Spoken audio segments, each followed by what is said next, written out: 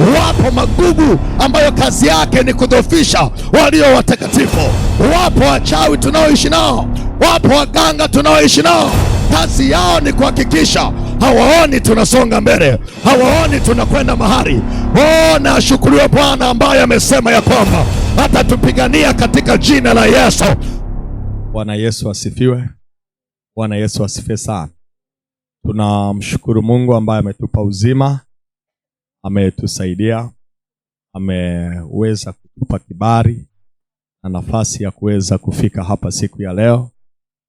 Leo ni siku yetu ya pili ya semina yetu, semina ambayo inasema mtu kama mbegu. Mtu kama mbegu, sehemu ya pili au siku ya pili. Bwana Yesu asifiwe. Bwana Yesu asifiwe. Kwa ni muhimu sana, na hii itakusaidia ukiweza kuelewa, ukiweza kutusaidia. Ngerudisha pale ambako ulikuwa umeseti. Iko vizuri. Mtu kama mbegu. Nilizungumza mambo mengi sana siku ya jana. Lakini jana tulikuwa tunajenga msingi, ni pia tulianza kwa kuchelewa kidogo. Kwa hiyo tukawa tuna mambo mengi, tuna vitu vingi vya kusema. Lakini leo nataka nizungumze pole ili angalau uweze kunielewa. Na nina hakika tutapata muda mwingi wa kuomba, tutapata muda mwingi wa kusimama na kumuita Bwana, na Mungu wa mbinguni ataonekana. Sema amen. Sema amen. Nisikie watu sema amen. Yes, kama maneno yatoke. Jana nilisema tunaposema mtu kama mbegu maana yake ni nini? Nilisema mtu kama mbegu ni yule ambaye Mungu amemweka mahali. Inaweza ikawa ni kwenye familia, inaweza ikawa ni kwenye ndani ya kanisa, inaweza ikawa ni mahali popote ambako Mungu amemweka huyo mtu awe kama mbegu. Na jana nilijaribu kukwambia maneno machache kidogo. Nikasema sisi wengi ni wakulima. Tunapopanda mbegu mahali, hatutarajii mbegu hiyo iweze kuzaa matunda machache. Tunataka mbegu ambayo imepandwa mahali iweze kuzaa matunda mengi, iweze kuzaa zaidi. Ndio maana Mungu alisema maneno haya machache. Akasema kwamba nendeni duniani mkazae na mkaongezeke. Nendeni duniani mkazae na mkaongezeke. Bwana Yesu asifiwe. Bwana Yesu asifiwe. Ikiwa na maana ya kwamba Mungu anataka tunapokwenda duniani, tunapokwenda mahali, eneo lolote tunalokwenda, Mungu anatarajia kuona matokeo. Anaposema nendeni duniani mkazae na mkaongezeke, hazungumzi habari ya kuzaa watoto, hazungumzi habari ya kuzaa au kushika mimba halafu uzae watoto. Mungu anazungumza juu ya habari ya kwenda mahali na kuziona baraka za Mungu, na kuona neema ya Mungu, na kuona kibali cha Mungu. Sema amen. Bwana Yesu asifiwe. Bwana Yesu asifiwe. Anataka ukienda mahali mama, uone mazao, ubarikiwe, uone faida, uone kwa nini uko mahali hapo. Na nikasema watu wote kwenye familia, hao watu wapo. Watu wa namna hiyo wapo. Mungu ameweka kila mtu, igeuze kidogo hiyo, kila mtu kwenye familia, kwamba huyu ndiye atakayekuwa msaada, huyu ndiye atakayesaidia familia hii. Huyu ndiye atakayesaidia kanisa hili. Huyu ndiye atakayesaidia watu fulani. Hao watu ambao Mungu amesema kwamba ni mbegu watasaidia hao. Hao ndio waliobeba baraka. Hao ndio waliobeba neema ya familia. Hao ndio ambao Mungu anatakiwa awatumie kubariki familia. Na nilikupa mfano nikasema, ukiangalia kwenye familia nyingi za kwenye Biblia, utaona Mungu alikuwa anachagua mtu mmoja mmoja. Anachagua huyu, anachagua yule, anachagua mwingine. Na tulianza tukaangalia familia ya Tera, mahali alikozaliwa Ibrahim. Tera alikuwa na watoto wengine, lakini Mungu akamchagua Ibrahim kama mbegu ya familia ya Tera, ili familia ya Tera iweze kubarikiwa. Na baadaye Ibrahim na yeye alipata watoto. Alivyopata watoto Ibrahim akapata watoto, lakini katikati ya watoto aliowapata Ibrahim, Mungu akamchagua Isaka ili awe mbegu ya familia ya Ibrahim. Na baadaye Isaka na yeye akapata watoto. Alivyopata watoto, Mungu akachagua mmoja katikati ya watoto wa Isaka ambaye ni Yakobo, ili huyo mtoto mmoja ambaye ni Yakobo aweze kuwa ni mbegu katika familia ya Isaka. Na Yakobo na yeye akapata watoto wengi, lakini katikati ya watoto wengi ambao Yakobo aliwapata, Mungu akamchagua mtu mmoja anaitwa Yusufu awe ni mbegu katika familia ya Yakobo. Sema amen. Na kwenye familia zetu za leo, Mungu huwa anachagua mtu mmoja ambaye anakuwa ni mbegu kwenye familia, anakuwa ni mbegu katikati ya watoto, kwamba ili Mungu anapotaka kubariki familia apite kwa huyo mtoto, apite kwa huyo mtu, aende achilie baraka. Kwa lugha nyingine tunasema watu ambao ni mbegu. Watu ambao ni mbegu huwa tunasema ni malango ya familia. Sema malango ya familia.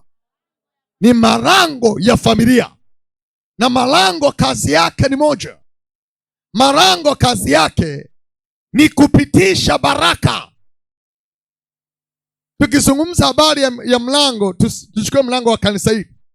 Mlango wa kanisa hii kazi yake kubwa ni moja: kuingiza vitu kanisani na kutoa vitu kanisani. Can you imagine kama makanisa yangekuwa yanajengwa halafu hakuna mlango? Maana yake hakuna kitu ambacho kingeweza kuingia kanisani ama kikatoka wapi? Kanisani.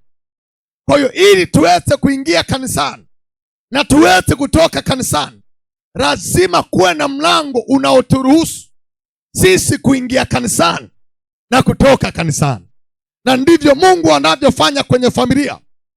Akitaka kuibariki familia, huwa anachagua mlango, huwa anachagua mtu ambaye huyo mtu ndiye atakayepitisha baraka, kwamba baraka ziingie na baraka zitoke. Sema amen. Sema amen. Sema amen. Bwana Yesu asifiwe. Bwana Yesu asifiwe. Na kwenye familia, yamkini ni nani aliyechaguliwa awe mlango? Sio mwingine.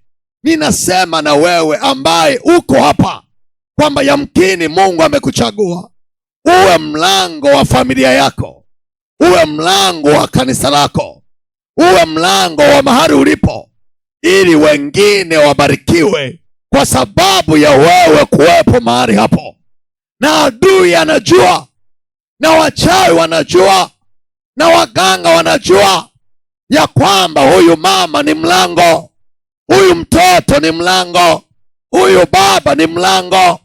Kwa hiyo kupitia huyu mtoto, watoto wake wanaweza wakabarikiwa, wazazi wake wanaweza wakabarikiwa, watu wake wa karibu wanaweza wakabarikiwa.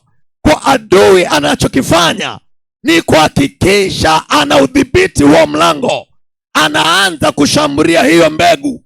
anaanza kupiga hiyo mbegu, anaanza kuharibu hiyo mbegu kabla haijazaliwa, kabla haijamea, kabla haijaanza kuzaa matunda, anaanza kuishambulia. Mtoto anafungua biashara, biashara inapigwa. Anataka kwenda mahali, anapigwa. Kuingia kwenye ndoa, anapigwa. Kwenye mahusiano, anapigwa. Kila kinachofanyika kinaharibika.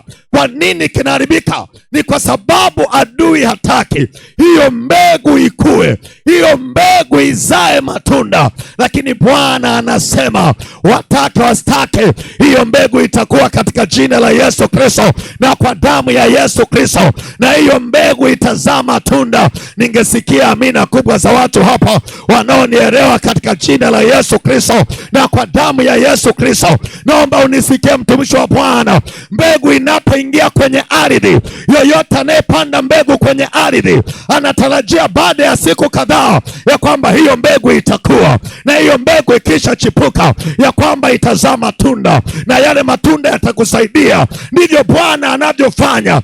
Akishaiweka mbegu kwenye familia, anatarajia ya kwamba hiyo mbegu lazima itakuwa, hiyo mbegu lazima itaujenga ufalme wa Bwana. Kwa shetani anaanza kufanya vita ili kuhakikisha kwamba hiyo mbegu haizai, hiyo mbegu haikui. Ndio maana Yesu kabla ya kuzaliwa, shetani aliinua vita, kwa sababu alijua ya kwamba Yesu Kristo ni mbegu itakayo ukomboa ulimwengu. Akaanza kufanya vita, akaanza kumshambulia Yesu. Yesu hata alipozaliwa akainuka Herode aliyetaka kumuua Yesu Kristo akiwa bado mdogo. Hata Yesu alipoongezeka, bado shetani aliendelea kumfuatilia. Alichokuwa anafuatilia ni kuua ile mbegu iliyokuwa ndani ya Yesu Kristo, ili ulimwengu usije ukakombolewa. Kuna watu ambao wako mahali hapa, wao ni mbegu ya familia, lakini wamepigwa vita tangu wanazaliwa, tangu wakiwa tumboni mwa mama zao.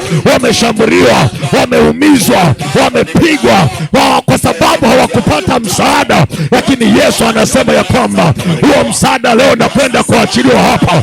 Watu ambao ni mbegu, kama umeshambuliwa na wachawi, umepigwa na wachawi, umepigwa na uchawi,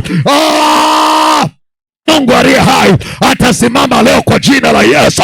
Atawapigania ninyi, ili lile andiko ambalo nimesema Bwana atatupigania nasi tutanyamaza kimya, likatimizwe kwako katika jina la Yesu, likatimizwe kwako kwa damu ya Yesu Kristo. Bado sijaona watu wanaonielewa hapa. Ningeona kina mama wanaonielewa katika jina la Yesu Kristo na kwa damu ya Yesu Kristo. Na mimi nasema ya kwamba wewe ni mbegu ya familia yako, wewe ni mbegu ya kanisa lako, na atakayepigana na wewe hatapigana na wewe, atapigana na Bwana. Atakayeshindana na wewe hatashindana na wewe, atashindana na Bwana. Bado sijaona kina mama wanaonielewa hapo katika jina la Yesu Kristo na kwa damu ya Yesu. Sema amen. Wale mbegu walioko hapo wangeongeza makofi tena katika jina la Yesu Kristo na kwa damu ya Yesu. Sema amen. Naomba unisikie mtumishi wa Bwana. Naomba unisikie mtumishi wa Mungu. Haujanielewa ninachokizungumza. Light ungenielewa ni nini ambacho ninamaanisha, ungeweza kunielewa sawa sawa. Naomba unisikie. Wakati Yesu hajazaliwa, nenda kasome kitabu cha Ufunuo wa Yohana. Yesu Kristo hajazaliwa, shetani alianza kutengeneza namna ambavyo atamuua Yesu Kristo. Na Biblia inasema wakati Yesu anazaliwa, shetani alitengeneza mto mkubwa ili Mariamu atakapomzaa Yesu, Yesu Kristo aweze kuchukuliwa na maji na Yesu Kristo aweze kufa. Lakini Mungu, Biblia inasema, akamsaidia, akaiamuru ardhi ikayanywa yale maji. Lakini shetani hakuchoka, aliendelea kumfuatilia Yesu Kristo. Baada ya maji kushindwa, shetani akaandaa nyoka, akataka Yesu Kristo atakapozaliwa yule nyoka aweze kummeza Yesu Kristo. Lakini Mungu pia akamsaidia Yesu Kristo. Lakini shetani bado hakuchoka. Hata Yesu alipozaliwa, bado mamajusi waliona kwamba aliyezaliwa ulimwenguni ni Mungu, ni mfalme wa Wayahudi. Na wakatoka mashariki ya mbali wakiifata ile nyota mahali ilipo. Biblia inasema wakaifata ile nyota mpaka Bethlehem. Walipofika Bethlehem, wanamkuta Yesu Kristo amelala kwenye holi ya ng'ombe. Wakamwona, wakasema hakika huyo sio mtu wa kawaida. Lakini angalia, walipokuwa wakienda kwa Yesu Kristo, walipita kwa mtu mmoja anaitwa Herode. Na Herode akawaambia mamajusi, nendeni, lakini mtakapoona mahali alipozaliwa huyu anayesema ni mfalme wa Yahudi, mrudi kwangu tena mniambie ni wapi alipo, ili na mimi niende nikamuone huyo mfalme wa Wayahudi. Lakini Biblia inaniambia ya kwamba wakati mamajusi wanatoka kule waende kwa Herode, malaika wa Bwana akaenda kwa mamajusi akawaambia, no, msiende kwa Herode, kwa sababu Herode hana nia nzuri na Yesu Kristo. Herode alichokuwa anakitafuta ni kumuoa Yesu Kristo, ambayo ni mbegu ya ulimwengu, ili isije ikazaa matunda. Na wale mamajusi walipoacha kwenda kwa Herode, Herode akatangaza ya kwamba nendeni Bethlehem mkawaue wazaliwa wote wa kiume kuanzia mwaka 0 mpaka miaka 2. Mtoto yoyote wa kiume nendeni mkaue, nendeni mkaangamize. Na likaenda jeshi la Herode, kila nyumba alimokuwemo mtoto wa kiume aliyezaliwa mwenye miaka 0, mwaka 0 mpaka miaka 2, aliuawa dakika ile ile. Na Biblia inasema kukawa na kilio kikubwa kule Bethlehem. Wamama wanaomboleza, wababa wanaomboleza kwa ajili ya watoto wao, wanalia kwa sababu ya misiba. Akaomba nisikia mtumishi wa Bwana, kilichokuwa kinatafutwa kwa Yesu Kristo ni mbegu iliyokuwa ndani ya Yesu Kristo, kwa sababu shetani alijua akiruhusu Yesu Kristo akizaliwa, Yesu Kristo akakuwa, Yesu Kristo ataokoa ulimwengu. Akaanza kutafuta namna ya kumuua Yesu Kristo akiwa bado mdogo. Sema amen. Kuna mtu ananielewa katika jina la Yesu? Kuna mtu ananielewa katika jina la Yesu? Sasa naomba unisikie. Leo tupo katika ulimwengu ambao kuna kina Herode ambao hawataki kuona familia inaongezeka. Ukijitahidi kwenye familia ukasema ngoja nijenge kanyumba na niweke angalau bati, wakina Herode wanainuka. Wanasema huyu mama hii pesa ameitoa wapi? Tutaona kama atakaa kwenye hiyo nyumba. Tutaona kama na yeye atakaa kwenye hiyo nyumba kwa amani. Bwana Yesu asifiwe. Bwana Yesu asifiwe. Naomba unisikie mtumishi wa Mungu. Nilikuwa naomba na mama mmoja. Huyo mama alikuwa na shida ya kuanguka kama kifafa. Lakini kilikuwa ni kifafa ambacho mama amekipata akiwa mtu mzima. Na hakuwa anajua sababu ni nini. Lakini alitoka mahali alipokuwa anaishi, akaenda mpaka kwenye hospitali ya Muhimbili. Alipofika Muhimbili wakamwambia, mama, tunaona una shida kwenye ubongo wako. Kuna uvimbe kwenye ubongo wako. Kwa hiyo hauwezi ukapona kirahisi. Kuna mambo mawili. Unaweza tukakupa dawa na huo uvimbe ukaisha na ukapona. Lakini matibabu ya pili ni kukufanyia operation. Na wakamwambia tukikufanyia operation kuna mambo mawili. Unaweza ukapona ama unaweza ukapata stroke ambayo utakaa nayo milele. Yule mama akasema mimi sitaki kufanya operation. Akasema mnipe dawa. Mnipe dawa. Kwa yule mama akakubali zile dawa. Akapewa dawa za miezi 6 kwa sababu alipokuwa ametoka ni mbali na Dar es Salaam. Kwa hiyo akarudi nyumbani kwao. Aliporudi kwenye nyumbani kwao akatumia zile dawa kwa miezi 6. Alipomaliza kutumia zile dawa kwa miezi 6, akarudi tena Muhimbili. Aliporudi Muhimbili wakampima tena. Wakamwambia bado ule uvimbe upo. Lakini pia tunaona uendelee kutumia dawa. Wakampa dawa zingine za miezi 6. Kwa hiyo akatumia, mwaka ukaisha. Mwaka ulipoisha akarudi tena. Wakamwambia bado uvimbe uko pale pale. Haujaongezeka wala haujapungua. Bwana Yesu asifiwe. Na ile shida ya kuanguka iko pale pale. Yule mama alikuwa ni mwalimu tu wa shule ya msingi. Kwa hiyo akiwa darasani wakati mwingine anaanguka chini. Kwa hiyo yule mama ikaanza kumsumbua. Akaona ni shida kubwa. Kwa hiyo ikabidi baadaye yule mama aliporudi mara ya 3, wanamwambia mama, sasa tunakupa dawa tena. Yule mama akamwambia, mimi sitachukua dawa tena. Ni heri nife. Heri nife. Kwa hiyo dada yake akampigia simu. Akamwambia, bwana, mimi nimekataa kuchukua dawa tena. Sitaki kuchukua dawa tena. Maana naona ni heri nife tu. Ni heri nife tu. Dada yake akanipigia simu. Akaniambia, naomba mtumishi wa Bwana, anakuja mdogo wangu hapo. Naomba umwambie ya kwamba tunamuombea, lakini pia asiache kutumia dawa. Hizo dawa asiache kutumia. Kwa yule mama akaja kwenye maombi. Lengo lake ilikuwa ni mshauri ili asiache kunywa dawa, aendelee kunywa dawa wakati sisi tunamwombea. Lakini alipokuja kwenye maombi, alipofika nikamshauri, akakubali kumeza dawa. Lakini nikamwambia, huwezi kuondoka pasipo maombi. Lazima tuingie kwenye maombi.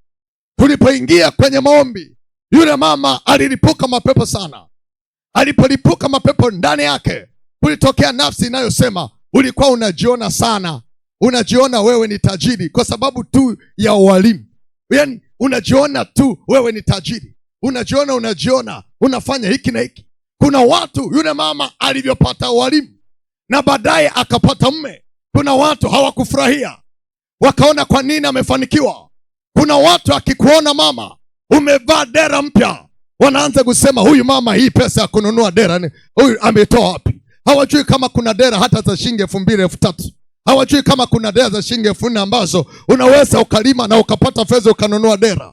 Naomba unisikie mtumishi wa Bwana. Kuna watu ambao wakikuona umependeza, umesuka ile shangazi kaja, au umeshuka sinaenda kilioni. Mwingine anasema fedha 1,000 ametoa hapa, amesuka kwa tunaenda kilioni. Naomba unisikie, ni ulimwengu tulio nao.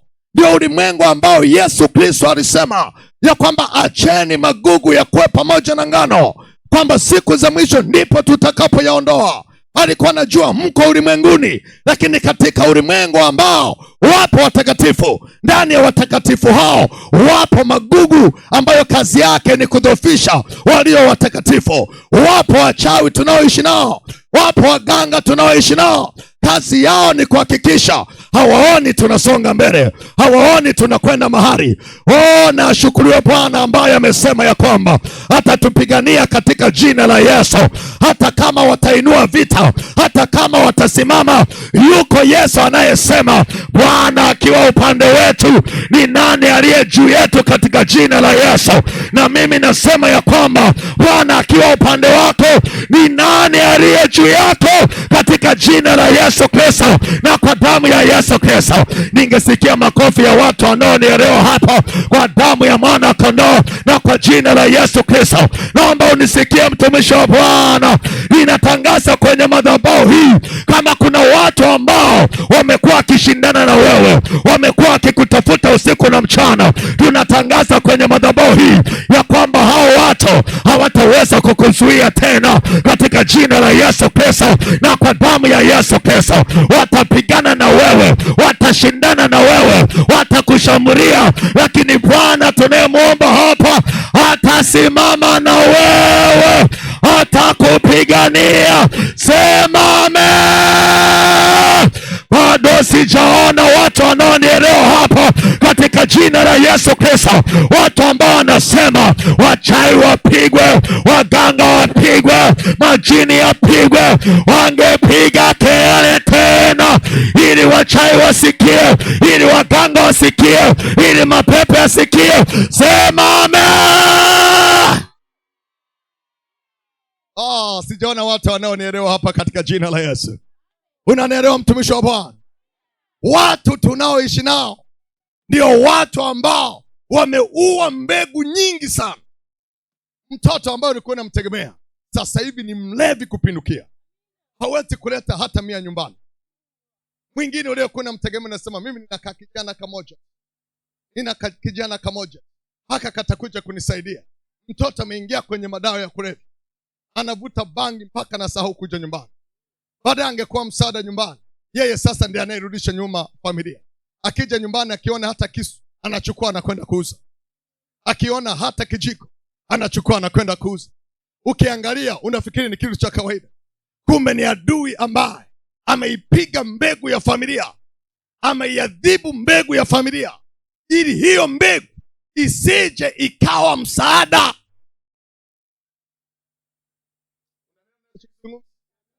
Unanielewa ninachokisema? Mwanangu, usipoomba ukasema hao watu wanaochezea hii mbegu, hao watu wanaoshambulia hii mbegu, hao watu wanaoleta shida kwenye familia, tukashidiri nao, tukashughulika nao. Na mimi nataka nikwambie mwanangu, hakuna vita kubwa mbele za Bwana. Hakuna vita kubwa mbele za nani?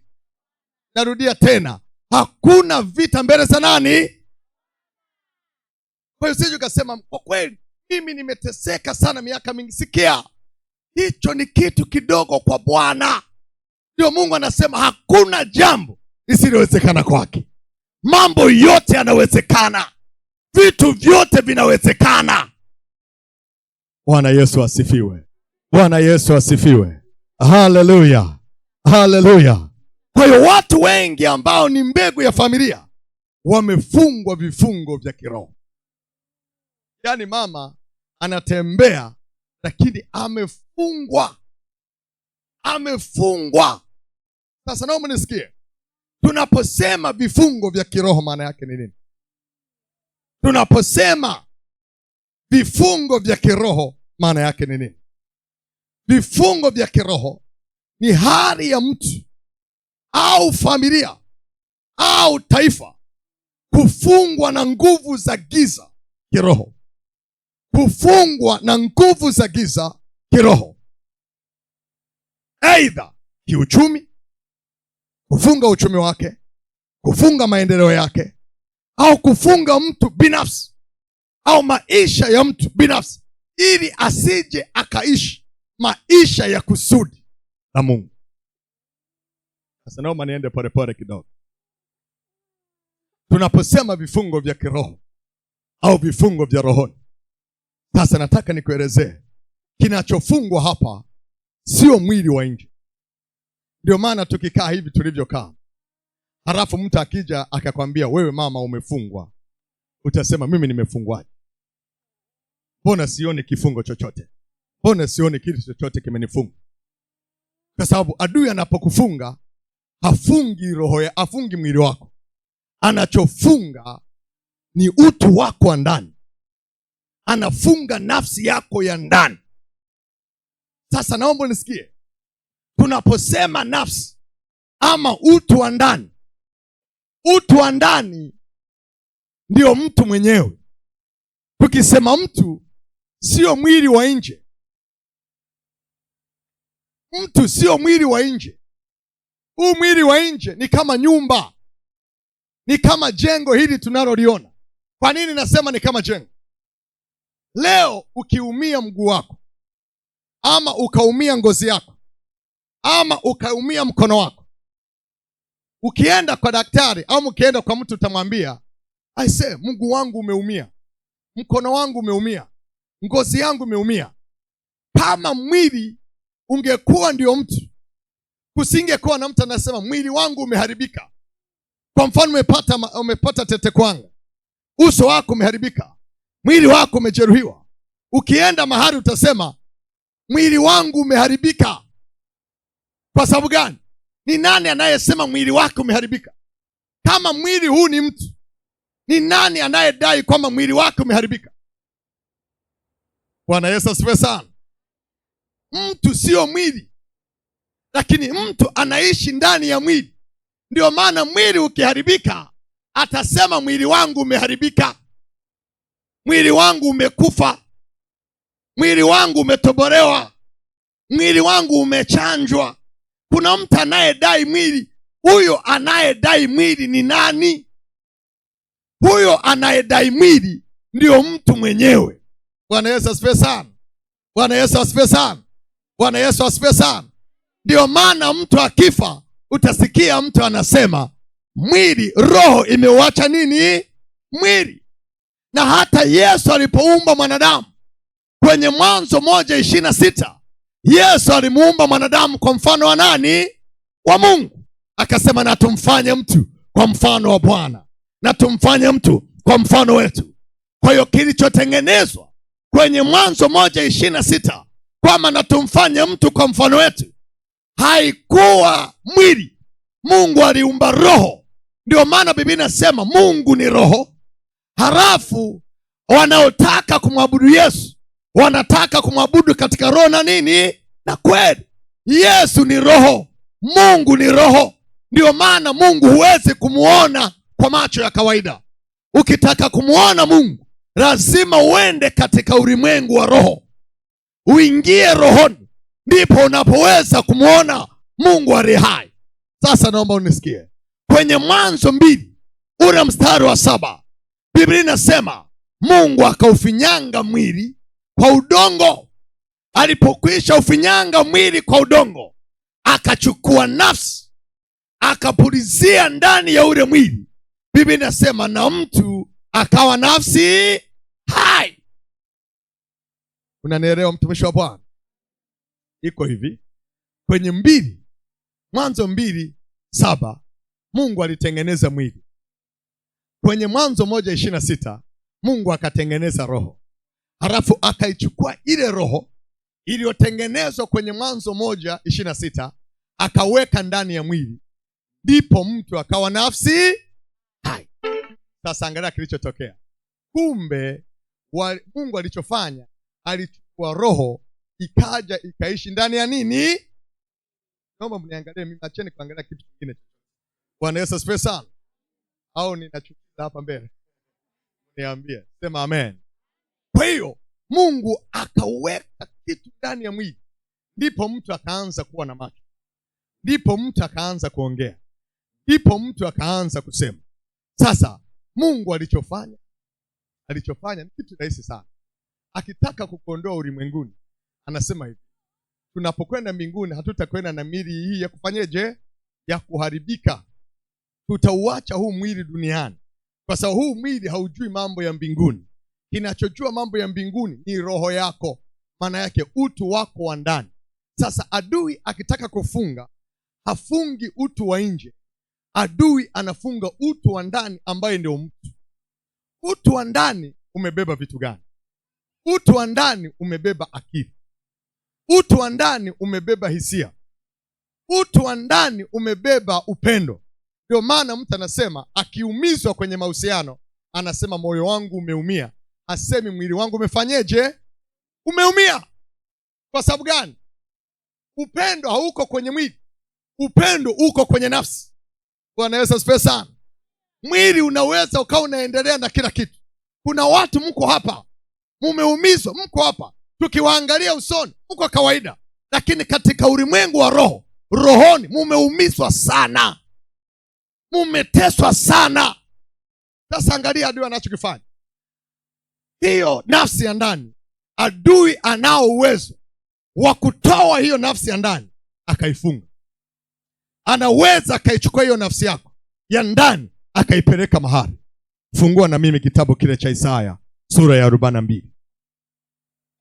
Kitabu cha Isaya sura ile ya 42, ili niende vizuri na wewe angalau uweze kunielewa. 42 na mstari ule wa 22. Isaya 42 na mstari ule wa 22. 22. Maandiko yanasemaje? Maandiko yanasema hivi: lakini watu hawa ni watu walioibiwa na kutekwa, wote wamenaswa katika mashimo, wamefichwa katika magereza, wamekuwa mawindo wala hapana okoaye, wamekuwa mateka wala hapana asemaye rudisha. Naomba unisikie mtumishi wa Mungu anaposema lakini watu hawa ni watu walioibiwa, ni watu waliotekwa, wamefichwa katika magereza, wamefichwa katika mashimo. Hao watu waliopelekwa kwenye mashimo wamepelekwaje? Hao watu waliofanywa mateka wamefanywaje mateka? Hao watu waliowekwa magerezani wamepelekwaje gerezani? Wamepelekwaje gerezani? Naomba unisikie mtumishi wa Mungu. Kama haujui, shetani akisha kufunga ana uwezo wa kukuchukua akakupeleka mahali ukaishi, halafu ndani ya mwili wako akaleta kitu kingine kikaishi. Okay, narudia tena, watu hawajanielewa. Adui anaweza akaja akafunga utu wako wa ndani. Akishafunga utu wako wa ndani, halafu huo utu wako wa ndani akauchukua akaupeleka mahali ukakaa, halafu ndani ya mwili wako akaleta kitu kingine kikaishi. Sasa nataka nikupe tu scenario ya kawaida. Wakati tuko hapa, kuna mtu anaweza akakwambia, wakati mtumishi unaomba, wakati mtumishi unahubiri, mimi nilikuwa naona niko mahali fulani. Bwana Yesu asifiwe sana. Uko hapa, lakini unaona uko mahali umekaa, unaona uko mahali unalala, au tanaweza akawa yuko hapa, tunaomba hapa, halafu anakwambia ninaona kuna kitu kinakuja kunichukua. Siku moja tuko kwenye chumba cha maombi, ninaombea mama mmoja. Wakati naombea mama mmoja, yule mama ghafla akainuka, akakimbia. Alikuwa na dada yake, akaenda akajificha nyuma ya dada yake, akamwambia wamekuja kunichukua. Sisi anayotuambia wamekuja kumchukua, hatuwaoni waliokuja kumchukua, lakini yeye anawaona. Bwana Yesu asifiwe sana. Kwa lugha nyingine, pale tulikuwa naye, lakini kilichokuwepo pale sio yeye, ni mwili. Yeye kuna mahali alipo, ndio maana alikuwa anaona kuna watu wanakwenda kumchukua, kuna watu wanakwenda kumshika, kuna watu wanakwenda kwamba wewe toka hapa. Bwana Yesu asifiwe. Bwana Yesu asifiwe. Bwana Yesu asifiwe. Ndio maana kuna watu hapa, kuna wakati unashangaa ndoto nazo wote ni ndoto zinazofanana. Ndio tumedumbukia kwenye shimo, uko kwenye shimo na utoke kwenye shimo. Kuna mwingine yuko porini, anatembea porini na afiki mahali anakoenda. Unajiuliza, mbona ndoto zangu kila wakati ninaona niko porini tu, ninaona niko porini tu. Unafikiri uko porini kwa hali ya kawaida. Sikia mama, unaweza ukawa unafikiri ni ndoto ya kawaida, lakini nataka nikwambia sio ndoto. Sio ndoto. Kuna mahali nafsi yako iko, kuna mahali nafsi yako imewekwa. Kwa hiyo nafsi inachohitaji ni hiki ambacho Mungu amesema kwamba hawa watu wamefungwa, hawa watu ni mateka, hawa watu wamefichwa kwenye mashimo, hawa watu wamewekwa kwenye magereza, lakini hapana asemaye rudisha, lakini hapana asemaye kwamba hawa watu waokolewe. Mungu anachotaka kwamba watu waliofungwa mahali wamewekwa kwenye mashimo, tuweze kuomba maombi ya kuwarudisha hao watu waliofichwa mahali, tuweze kumwambia Bwana, na Bwana aweze kuisha nafsi zao na warudi kwenye miili yao. Sema amen. Sema amen. Sema amen.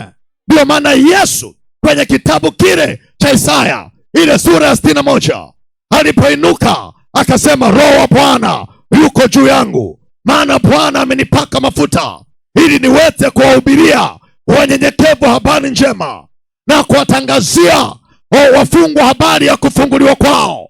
Mungu alikuwa akitazama kanisa, anaona watu waliofungwa, anaona watu ambao wamefanywa mateka, anaona watu walioonewa, anaona watu wanaosumbuliwa. Ndio maana Bwana akasema hao watu lazima wafunguliwe.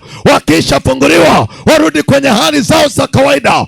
Ukirudi kwenye hali yako ya kawaida, ndipo utakapoiona furaha ya Bwana, ndipo utakapoona mkono wa Bwana, ndipo utakapofanya biashara na biashara yako itabarikiwa, ndipo utakapofurahia ndoa ya kwako, kazi ya kwako, kilimo cha kwako. Lakini kama bado umefungwa mama, huwa na hakika ya kwamba kuna mambo ambayo leo utapambana kwenye maisha yako, lakini hautaona mpenyo. Nimekuja kukwambia hapa, lazima siku hizi 8 ni siku za kutafuta mpenyo wa Bwana. Lazima tutoke katika jina la Yesu.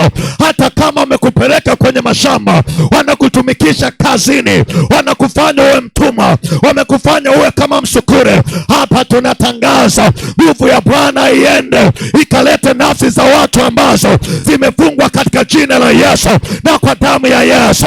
Bado sijaona watu wanaonielewa hapa, kwa damu ya mwana kondoo na kwa jina la Yesu Kristo. Naomba unisikie mtumishi wa Bwana. Mungu amesema nafsi za watu ambazo zimeshikwa hapa zitafunguliwa, hapa zitaokolewa, hapa zitarudishwa. Na wewe nasema hapa, kama umefungwa utafunguliwa kwa jina la Yesu, utarudishwa hapa, utarejeshwa hapa. Wako wapi wanaonielewa? Wangeongeza makofi hapa katika jina la Yesu na kwa damu ya Yesu Kristo. Sema amen. Ongeza tena, ongeza tena makofi. Wachawi wasikie, waganga wasikie ya kwamba hapa leo tunakwenda kufunguliwa, hapa leo tunakwenda kuinuka, hapa leo tunakwenda kusimama. Sema amina kwa jina la Yesu. Wakina mama waidete na akina baba, ongeza tena makofi, ongeza tena makofi. Haleluya, haleluya. Nisaidie kusalimia wawili hapa, waambie leo ni siku yako ya kutongolewa, leo ni siku yako ya kumwona Bwana, leo ni siku yako ya kumwona Mungu aliye hai. Wasalimie wawili watatu katika jina la Yesu Kristo na kwa damu ya Yesu. Halafu ongeza makofi mengi ya joo, mwambie Bwana kwa damu ya mwana kondoo na kwa jina la Yesu. Sema amen, sema amen. Na mimi nasema hapa, hao wachawi watapigwa leo, watakuachia kwa jina la Yesu. Hao waganga watapigwa leo, watakuachia. Sema amina. Haujanielewa mtumishi wa Bwana? Haujanielewa katika jina la Yesu. Haujanielewa katika jina la Yesu. Nilienda mahali fulani kuhubiri kwa huu wa Morogoro, eneo fulani. Tulipokwenda kuhubiri mahali pale, ilikuwa ni mkutano wa nje. Na siku hiyo nilikuwa nasimama, vyombo vikatusumbua sana.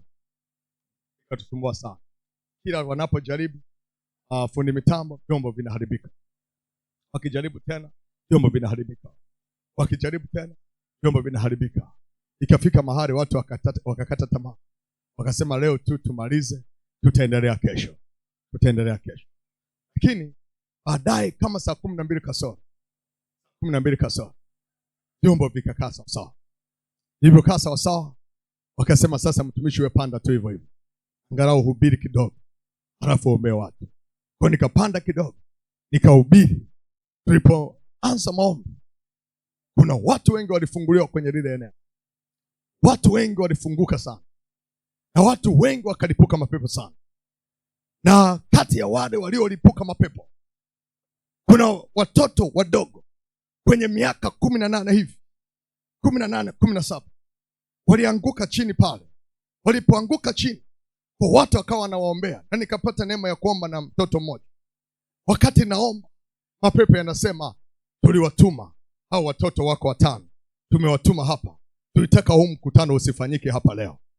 Ndio maana tulikuwa tunaharibu, hatukutaka upande uhubiri, hatukutaka vitu vifanyike hapa, lakini mmetuweza. Halafu baadaye tukaomba, kalivyofunguliwa kale katoto, kalivyofunguliwa. Mara baada ya kufunguka, tukawa tunamuuliza yule mtoto, hapa ni wapi? Akawa hapa juu. Yaani mmekuja hapa kwenye maombi, kwenye mkutano huu, umefunguliwa, baada ya kufunguliwa upajui hapa Idete. Sasa watu wanashangaa. Hata dada yake aliyekuja naye anashangaa. Anasemaje upajui hapa wakati tumetoka nyumbani na tumepanga tumekuja hapa kwenye mkutano? Kwani unasema upajui? Lakini nataka nikwambie kitu, mtumishi wa Mungu. Yule mtoto hakuwa amezaliwa kwenye lile eneo. Ngoja nihitaji. Ilikuwa ni Tuliani. Yule mtoto amezaliwa Kilombero. Mimi sijui umbali wa Kilombero na Tuliani, lakini anasema mimi nimezaliwa Kilombero. Nini kilichofanyika? Anasema dada yangu alifariki. Alipofariki zilipita siku kadhaa, Baada ya siku kadhaa, dada alirudi, ambaye dada alikwisha kufa. Akarudi nyumbani. Aliporudi nyumbani, akamwambia yule mtoto, nimekuja kukuchukua twende mahali ninako. Yule binti akamuuliza, akamwambia, wewe sasa unakuja kunichukua twende, unaishi wapi? Wewe mbona ulizikwa mahali fulani? Akasema, hapana, wewe njoo twende. Wewe njoo twende. Anasema ndio kwanza nilikuwa nimeingia chumbani kulala. Kwa hiyo anasema nikamfuata, nikatoka kule chumbani, nikaanza kumfuata kidogo kidogo. Anasema tulipotoka mlango wa nje, anasema sikujiona tena niko pale nyumbani. Alijikuta anaishi makaburini. Yuko makaburini. Sasa tunamuuliza, umekaa miaka mingi? Angalia sasa. Wazazi wake walikuwa Kilombero. Baadaye wakatoka Kilombero wakaenda Turiani. Wakahamia Turiani. Walivyohamia Turiani, huyu binti walikuja naye. Lakini kumbuka, dada yake alimchukua akiwa Kilombero. Kwa hata wakati baba yake na mama yake wanahama, wanatoka Kilombero wanakwenda Turiani, yule binti hawakwenda naye. Walienda na mwili, lakini nafsi yake haikwenda.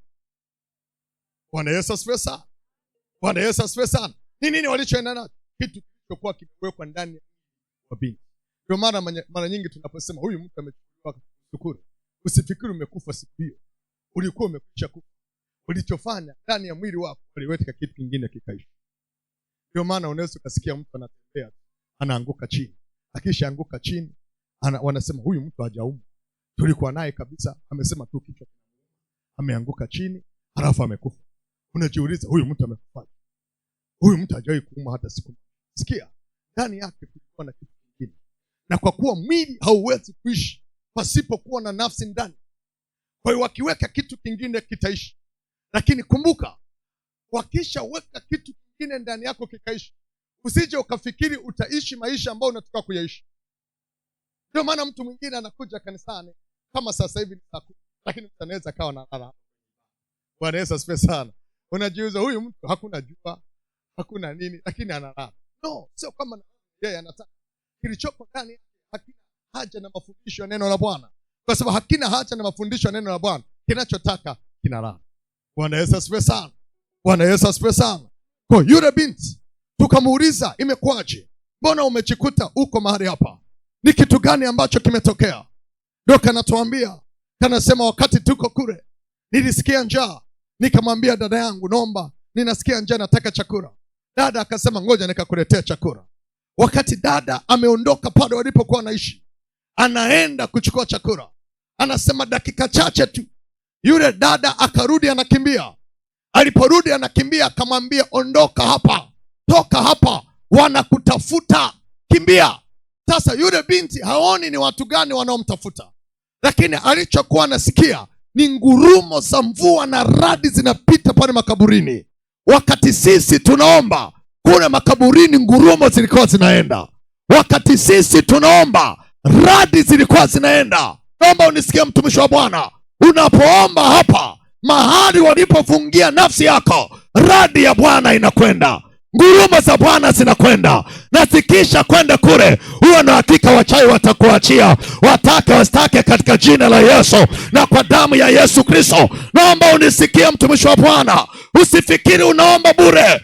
Unaposimama na kuomba mbele za Bwana, mbingu zinafunguka, anga linafunguka, na Mungu mwenyewe anakuja. Na Mungu akisha kuja, lile neno ambalo nimesema, watakaoshindana na Bwana watapondwa pondwa, maana wewe ni mboni ya Mungu aliye hai. Naomba unisikie mtumishi wa Bwana, anayeshindana na wewe atapondwa pondwa na kuangamizwa katika jina la Yesu, kwa sababu hawashindani na wewe, wanashindana na Bwana. Ningesikia watu wanaonielewa hapa katika jina la Yesu Kristo na kwa damu ya Yesu. Hawashindani na wewe, wanashindana na Kristo, wanashindana na Jehova, wanashindana na Mungu aliyekuumba, akakuumba kwa mfano wa kwake, katika jina la Yesu Kristo na kwa kwa damu ya Yesu. Na mimi ninatoa tangazo hapa, kama kuna watu wako makaburini, hapa watarudishwa leo. Kama kuna watu wako porini, hapa watarudishwa leo. Kama kuna watu wako milimani, hapa watarudishwa leo. Sijaona watu wanaonielewa hapa, katika jina la Yesu Kristo na kwa damu ya Yesu. Ongeza tena makofi ili waganga wasikie, ili mapepo yasikie, ili majini yasikie. Sema amen. Nguvu ya Mungu ni hatari sana. Watu hawajui nguvu ya Bwana. Yule binti anashangaa, anasema nimesikia radi. Unapoomba mama, radi kwenda. Ndio maana watu tunahamasisha, omba, piga. Unapopiga mapigo yanakwenda. Unapokata kwa upanga unakwenda. Unashangaa vitu vilivyokuwa vimekushika vinaanza kuondoka, vinaanza kukimbia, vinaanza kukimbia, vinaanza kukimbia. Wanasema huyu nini kimetokea hapa? Wanashangaa. Sio wewe, ni nguvu ya Mungu aliye hai, ni nguvu ya Kristo aliye hai. Si ungepiga makofi mengi katika jina la Yesu na kwa damu ya Yesu Kristo? Sema amen. Sema amen. Sema amen. Ampo. Hebu ngeukie jana kumwambia upo kweli wewe hapa? Sam, pia wewe haupo hapa wewe. Bwana Yesu asifiwe sana. Unashangaa mwako amenuna siku zote. Yaani hacheki. Unajiuliza kwa nini? Mbona utabasamu hata kustabasamu? Yaani ana shida kwa sababu yeye. Kuna kitu kingine kinaishi. Kuna kitu kingine kimekaa huko ndani. Hivyo vilivyokaa ndani ndio vitu vya kushughulikia, ndio vitu vya kupiga kwamba mpaka vikuachie, mpaka viondoke, mpaka vitoke. Jana wakati tunaomba hapa, kuna watu wanajizuia sana, yaani kwamba hawataki kuepuka mapepo. Bwana Yesu asifiwe sana. Unajichelewesha kwenye achilia ili ufunguliwe uwe huru katika jina la Yesu. Yaani mtu anakaa kama bouncer hivi ili asianguke. Nasema nataka kupigana na nini? Mimi nikikuona huko hivyo hata siku. Bwana Yesu asifiwe sana. Nasema huyu atanipotezea muda huu. Bwana Yesu asifiwe sana. Kubali Yesu akuhudumie. Kubali Mungu akuhudumie. Kwamba hata kama nikianguka, nitaanguka lakini nitakuwa nimepona. Nitakuwa nimefunguliwa. Sasa wewe unafurahia kuwa na mapepo. Unafurahia kufunga. Unafurahia si kwa nini? Kuna mwingine anakata ule uwepo. Akitaka kuanguka ndio anaanza kutembea tembea hivi, anaanza kuongea. Unajichelewesha bure. Bwana Yesu asifiwe sana. Mahali pa kumwambia Mungu, nihudumie. Nihudumie mimi. Nihudumie mimi. Nihudumie. Yaani utamani kuhudumiwa na Bwana.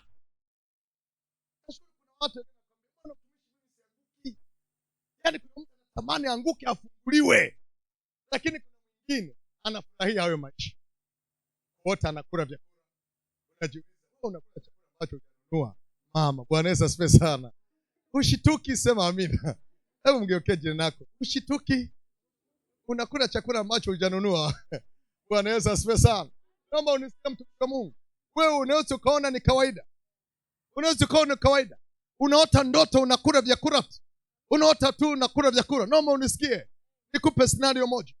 Nilikuwa nahubiri semina hapo Morogoro mjini. Wakati nahubiri hapo, nilikuwa na siku ya kuomba kwa mtu mmoja mmoja.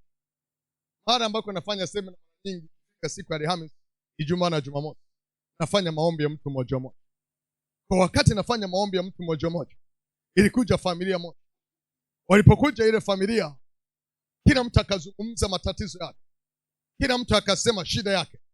Lakini shida mojawapo ambayo ilikuwepo pale ni binti mmoja wa familia hiyo akasema, mtumishi, mimi nina shida ya kuota ndoto na kula vyakula kwenye ndoto. Nakula vyakula kwenye ndoto. Nakula vyakula. Lakini jambo la pili, ninazini kwenye ndoto. Ninaota ndoto za kuzini. Na ninazini na wanaume tofauti tofauti. Na hao wanaume ambao ninazini nao, wengine nawajua, wengine siwajui. Na baadaye Wengine wakazungumza, tulivyomaliza tukaingia kwenye maombi. Tulipoingia kwenye maombi, yule binti alianguka chini. Alipoanguka chini, baadaye tukaomba sana. Alivyozinduka kama mtoto yule yule wa Turiani, na yeye anaangalia pale kanisani hapajui. Mama yake akamwambia, we mtoto, hupajui hapa wakati kanisa tunalosali. Yule binti hajui kanisani kwake, anaangalia ofisi ya mchungaji, haijui. Watu wanashangaa, mama yake anashangaa, ndugu zake wanashangaa. Lakini naomba unisikie mtumishi wa Mungu, yule binti akaanza kutupa scenario. Anachokumbuka ni wakati ambao alikuwa yuko chuo kimoja kule Iringa. Wakati yuko kwenye hicho chuo hapo Iringa, anasema alikutana na baba mmoja akamchumbia, akamwambia nataka kukuoa, na wakaelewana. Na baadaye mabinti yote namna walivyo, mtu anakutongoza siku ya kwanza, siku ya pili unaenda kulala naye, siku ya tatu unaenda kulala naye. Yule mtu akamtongoza, alivyomaliza baadaye akamwambia twende nyumbani, na yule binti akamfuata akaenda nyumbani. Alipokwenda nyumbani, yule binti anasema sikuondoka tena kwa yule baba, iliendelea kuishi kwa yule baba. Kwa hiyo anashangaa, tulivyoomba anazinduka, anasema amefikaje Morogoro wakati yeye alikuwa Iringa. Bwana Yesu asifiwe sana. Bwana Yesu asifiwe sana. Sasa naomba nisikie, angalia kilichotokea. Binti anasema wakati anaota ndoto za kuzini, sio kwamba alikuwa anaota ndoto anazini, kwa sababu tayari alikuwa ameolewa na baba. Kwa alikuwa akikutana naye, yeye anaota ndoto anazini. Bwana Yesu asifiwe sana. Siku zimeenda, yule jamaa alimpa mimba. Alipompa mimba, yule binti akakataa ile mimba, akataka ile mimba itoke. Kwa ili ile mimba itoke, akakataa kula chakula. Kwa alivyokataa kula chakula, yule jamaa akaleta watu ambao watakuwa wanamlazimisha kula chakula. Kwa wanapomlazimisha kumlisha chakula, yeye anaota ndoto, huku kuna watu wanamlazimisha ale chakula. Bwana Yesu asifiwe sana. Kwa lugha nyingine, kilichokuwa kinatokea kwenye maisha yake sio ndoto, ilikuwa ni uhalisia, kwa sababu nafsi yake imeondolewa kwenye mwili, kuna mahali imewekwa, halafu kwenye mwili wake wameleta kitu kingine kinaishi. Sema amen. Sema amen. Sema amen. Unashangaa kila siku unaota ndoto unazini, na wengine wanazini mpaka wanaota ndoto wamepata ujauzito. Wamepata ujauzito, wao wanafikiri ni ndoto tu za, kumbe katika ulimwengu wa roho unazalia mapepo. Unazalia mapepo. Na wakati mwingine unaota mpaka umejifungua, na sio tu kujifungua, unaota mpaka unanyonyesha. Nilienda kuhubiri mahali, wakati tunaomba, mama mwinjilisti alinifuata akaniambia, mtumishi wa Mungu, naomba unisaidie maombi, mimi napita mahali pagumu. Yule mama amechelewa kupata mtoto, yuko kwenye ndoa lakini hajapata mtoto. Na alipokuja kwenye maombi, mapepo yanalipuka kwa mama mtumishi. Mapepo yalivyolipuka kwa yule mama, yale mapepo yanasema, sisi ndo tulikuoa kabla ya huyu mtu. Sisi tulikuoa kabla ya huyu mtu. Hatuwezi kuruhusu upate mtoto mpaka utuzalie. Ukishamaliza kutuzalia, ndipo tutakaporuhusu uweze kumzalia huyu mwanaume. Unaelewa ninachozungumza? Unaelewa ninachokisema? Yule mama hashiki mimba, hata mimba ikiingia inaporomoka. Hakuna kitu kinachokaa kwenye kizazi chake, kwa sababu ameolewa. Kuna roho zimemuoa. Ndio maana unaweza ukaota wengine ndoto, unaona kabisa unafunga ndoa na unavaa shera na unavaa mpaka pete. Ukitoka huko kama hujaolewa, unasema ise, ndoa inakuja, nimeota ndoto ninaolewa. Bwana Yesu asifiwe sana. Kumbe Mungu anakuambia wewe hauolewi ndoa ya kawaida, umekwisha kuolewa mahali. Alafu baada ya ndoa hiyo, katika ulimwengu wa roho, kila mwanaume anayekuja kwako anakukataa. Kila mtu anayekuja kwako anakaa na wewe mwezi mmoja, miezi miwili, anaondoka. Unajiuliza, kwani nimekosea wapi? Mbona watu wanakuja kwangu wanaondoka? Kama ni mwanaume unakwenda unachumbia, kila mahali unapokwenda wanawake wanakukataa. Kama ni mwanaume watu wanakupenda kwa dakika chache, halafu baada ya hapo wanaondoka. Unabaki ni mtu wa kuumia ndani. Sikia, si tu kwamba ni nini, umeolewa katika ulimwengu wa roho. wewe ni mke wa mtu, wewe ni mume wa mtu. Kwa huwezi kuolewa ndoa mbili. Ukiolewa ndoa mbili, uwe na uhakika kuna ndoa moja itakufa. Kuna ndoa moja itakufa. Kwa ni muhimu sana uingie kwenye maombi ili uweze kufunguliwa kwamba mimi ninaondoka kwenye hivi vifungo. Mimi ninaondoka kwenye haya matatizo, na hayawezi kuondoka kwa maneno. Lazima awepo mtu ambaye atasimama na kuomba, atasimama na kumuita Bwana kwamba nataka kuokolewa, nataka kupona, nataka nimuone Kristo, nataka Mungu aniondoe hapa. Na Biblia inasema atakayeomba katika roho na kweli, atakayeomba na kumtafuta Bwana katika roho na kweli, huyo mtu atamuona Bwana. Utakapoomba hapa katika roho na kweli, ukasema mimi nataka nimuone Bwana, nataka nikuhakikishie mama, utamuona Mungu kwenye maisha yako katika jina la Yesu Kristo. Na Bwana aliye hai atakufungua na atakuweka huru. Sema amen.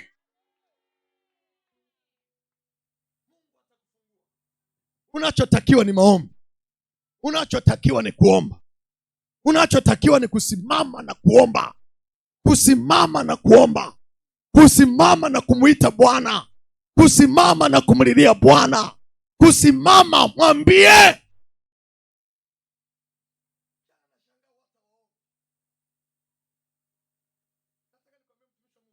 Haya ni majira unatakiwa uombe kama kichaa. Huwezi kushinda vita kwa maombi ya kawaida.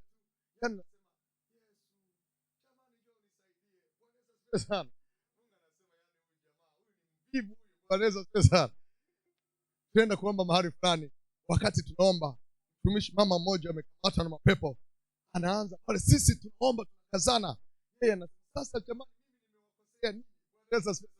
Yaani unaambia mapepo umeyakosea nini? Huo muda unaotoa watu ndio muda wa kuyapiga. Shambulia, piga, shambulia, piga. Acha kuomba maombi ya kupapasa papasa. Acha kuomba maombi ya kawaida. Bwana Yesu asifiwe sana. Bwana Yesu asifiwe sana. Haleluya. Haleluya. Usimame uombe. Usimame muite Bwana. Usimame umlilie Bwana. Usimame umwambie Mungu, leo natoka hapa. Leo natoka kwenye hii misiba. Leo natoka kwenye haya matatizo. Leo naondoka hapa. Haijalishi ni nani amefanya, amefunga vifungo vya kiroho. Leo nachomoka kwenye hivi vifungo. Leo naondoka. Leo naondoka. Leo naondoka. Unaomba katika jina la Yesu. Unapiga, unaambia kama ni wachawi wamenishika, wachawi leo mnaniachia. Kama ni waganga mnaniachia. Kama ni mapepo yananiachia. Kama ni majini yananiachia. Unashambulia, unashambulia, unapiga. Tunaposema ukanyaga, unakanyaga. Tunaposema vunja shingo, unavunja shingo. Vunja miguu, unavunja. Kwamba aliyenishika anapigwa hapa, anapigwa hapa. Unapiga, unakuwa kama kichaa anayepiga katika jina la Yesu, ili kila anayekuona asikukaribie tena, asikusogelee tena. Unanielewa?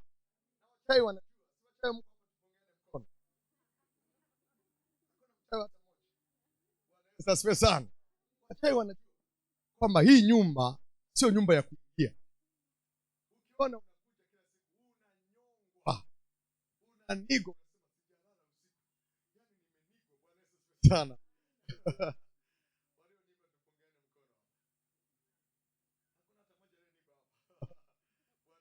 Sana. Watu niko hapa. Wengine mnanyolewa mpaka mbele. Wengine mnachanja chali mmelalo na chali tena. Unajiuliza hao watu. Lakini kuna nyumba wachawi hawaingiagi. Yaani hata kama wanawanga wakipita hapo. Hapo mama atakuwa. Bwana asifiwe sana. Huyo mama atakunyonga. Lakini kuna nyumba wachawi, yani wanaingia kama nyumbani kwao. Bwana asifiwe sana. Wanaingia na kutoka. Wanaingia na kutoka. Mimi nataka uwe mwombaji katika jina la Yesu. Nataka uwe mwombaji. Usimame uombe. Usimame umuite Bwana. Usimame umlilie Bwana. Unanielewa? Simama kwa miguu yako miwili. Simama kwa miguu yako miwili. Simama kwa miguu yako miwili. Nataka tuingie kwenye maombi. Sitaki kuona mtu ambaye hataomba. Kama uko hapa na Mungu amekupa sauti ya kuomba, omba. Mungu amekupa kinywa cha kuomba, omba. Usimwogope jirani yako. Usimwogope aliyekaa kushoto kwako au kulia kwako. Hapa ni wewe na Mungu. Hapa ni wewe na Bwana. Hapa ni wewe na Kristo. Uhakikishe unaomba. Uhakikishe unamwambia Bwana kwamba mimi kama nimewekwa shimoni leo natoka. Mimi nimewekwa wapi? Mimi natoka. Sehemu niliyowekwa mimi natoka. Na utatoka. Na utatoka. Na utatoka. Na utatoka.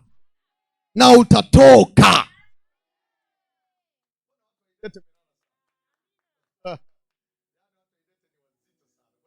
Sana. Lakini tutafika mahali tunakoenda. Tutafika mahali tunakoenda. Sema maneno hasema, Yesu.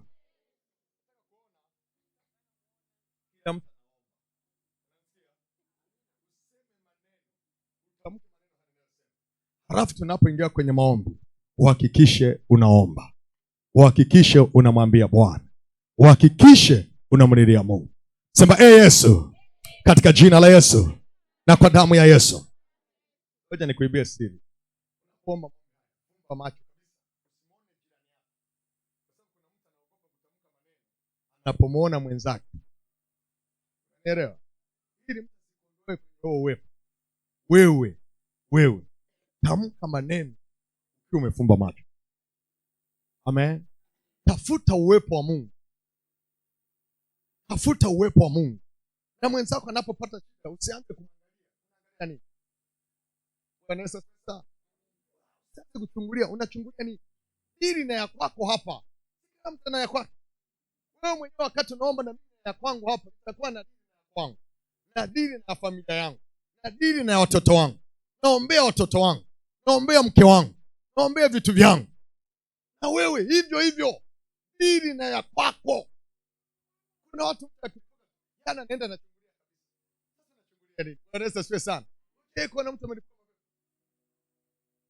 Amen. Sema, Yesu, katika jina la Yesu na kwa damu ya Yesu, wewe ni Mungu, wewe ni Bwana, wewe ni mfalme, wewe ni Kristo, wewe ni Jehova, wewe ni mtakatifu. Katika jina la Yesu na kwa damu ya Yesu, ninakuja kwako leo ninaomba unisamehe, unitakase, unioshe, unisafishe katika jina la Yesu na kwa damu ya Yesu, katika jina la Yesu na kwa damu ya Yesu. Bwana, Baba, mimi ni mwenye dhambi, ninayekosea kwa kunena, ninayekosea kwa kuwaza, ninayekosea katika jina la Yesu. Kila wakati, kila siku, kila muda, ninaomba, unirehemu, unisamehe kwa jina la Yesu, kwa damu ya Yesu, kwa jina la Yesu, kwa damu ya Yesu, kwa jina la Yesu, kwa damu ya Yesu. Ninaomba Bwana, ninaomba Baba, ninaomba Mfalme, ninaomba Kristo, ninaomba Jehova, kila roho sasa iliyonishika, iliyokamata nafsi yangu, iliyoshika nafsi yangu, iliyokamata nafsi yangu, kwa jina la Yesu, kwa damu ya Yesu, leo hiyo roho pigwa kwa damu ya Yesu, kwa damu ya Yesu, kwa damu ya Yesu, kwa damu ya Yesu. Roho yoyote, nguvu yoyote, roho yoyote, nguvu yoyote, roho yoyote, nguvu yoyote iliyokamata maisha yangu, iliyokamata nafsi yangu, sawasawa na Isaya 42:22, kwa jina la Yesu, siku ya leo, hao watu waliokamata nafsi yangu, hao watu walioshika nafsi yangu, achia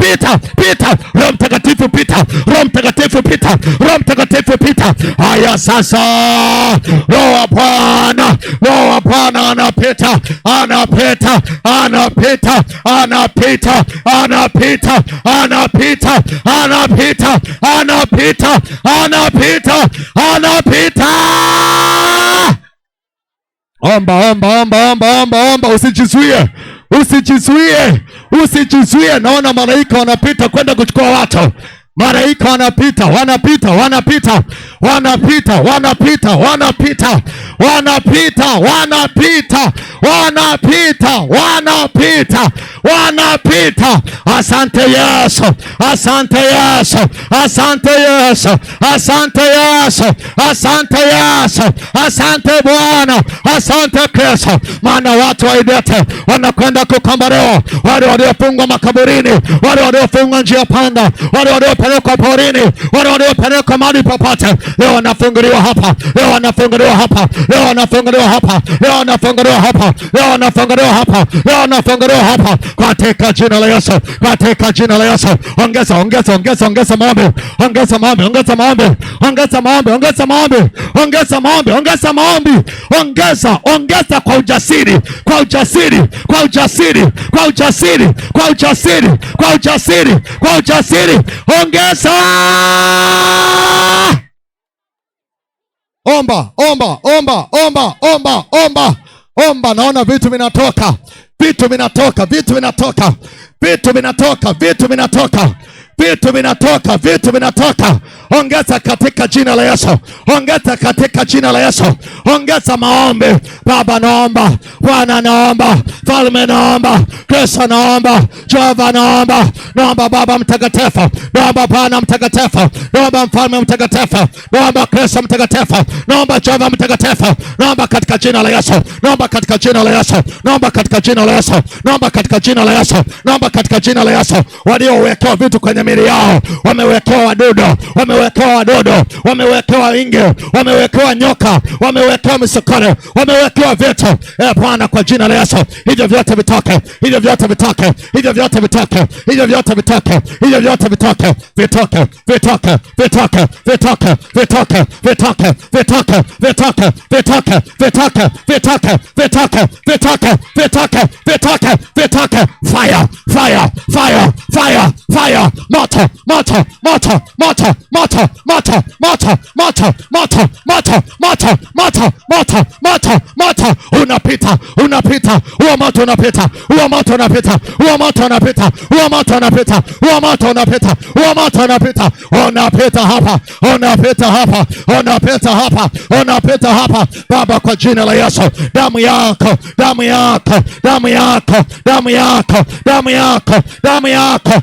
damu yako, damu yako, damu yako, damu yako, damu yako, damu yako. Damu inapita, damu inapita, damu inapita, damu ya Yesu, damu ya Yesu Kristo, damu ya Yesu Kristo, damu ya Yesu Kristo, damu ya Yesu Kristo inapita, inapita, inapita, inapita. Watu wanakombolewa, watu wanakombolewa, watu wanakombolewa, watu wanakombolewa, watu wanakombolewa. Damu inapita, damu inapita, damu inapita, damu inapita, inapita, inapita, inapita, inapita, inapita, inapita kwa jina la Yesu, kwa jina la Yesu, kwa jina la Yesu, kwa jina la Yesu, kwa jina la Yesu. Hiyo damu inatembea, hiyo damu inatembea, hiyo damu inapita. Hakuna kitakachobaki, hakuna kitakachobaki, hakuna kitakachobaki.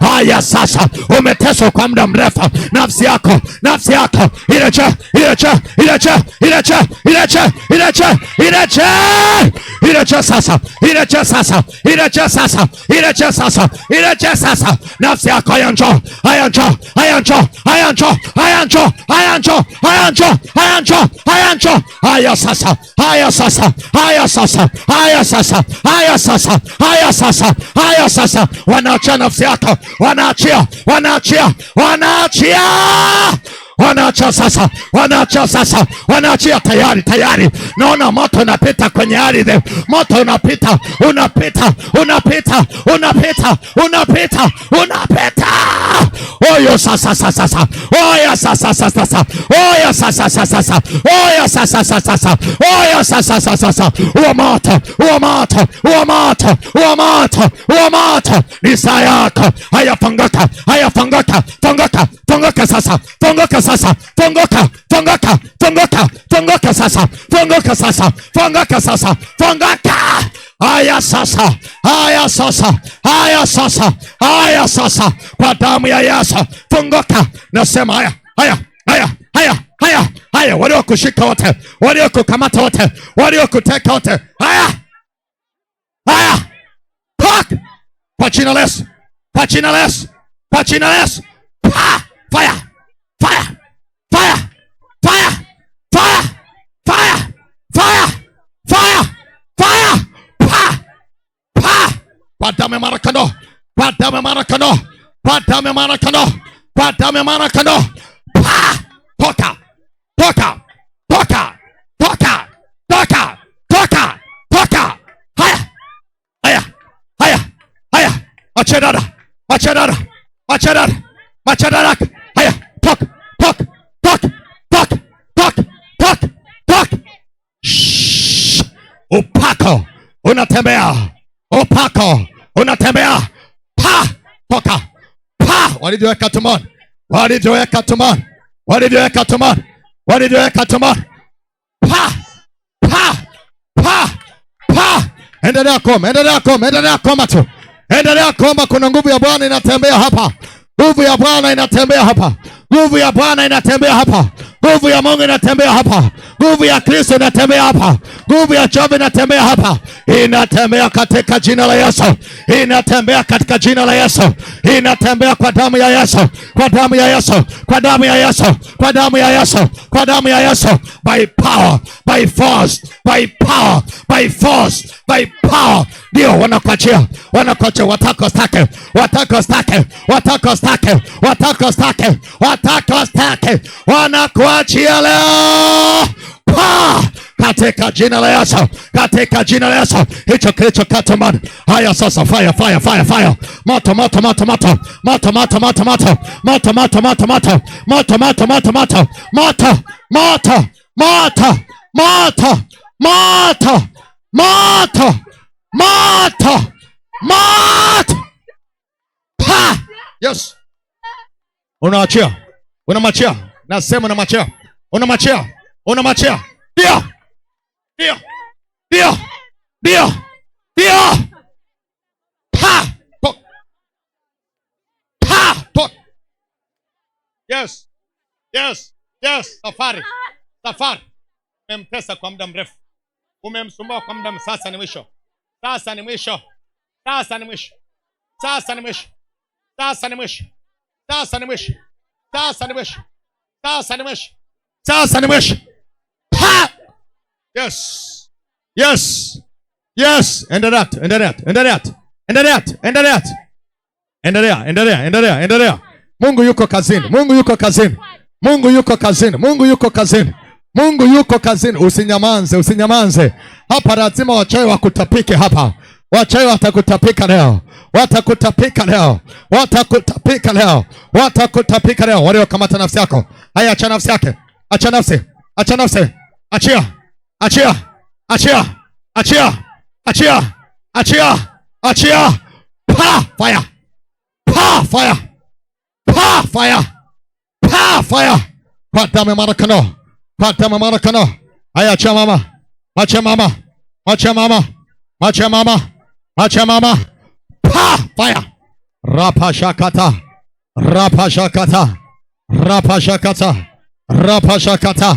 Rapa shakata. Rapa shakata. Risa kata. Risa kata. Risa kata. Risa kata. Risa kata. Risa kata.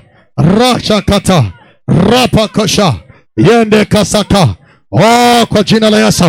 Oh, kwa jina la Yesu. Oh, kwa jina la Yesu. Oh, kwa jina la Yesu. Oh, kwa jina la Yesu. Haya, toka, toka, toka, toka. Haya, ondoka.